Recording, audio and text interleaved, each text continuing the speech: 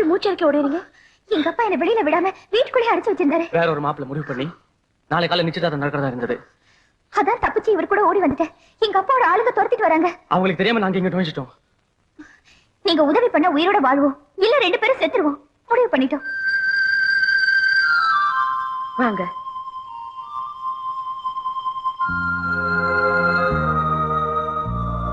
கொஞ்சம் இருங்க.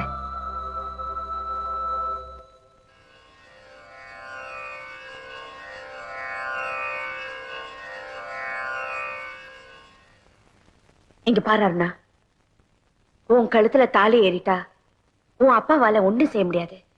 சிவா, நீ கட்டு.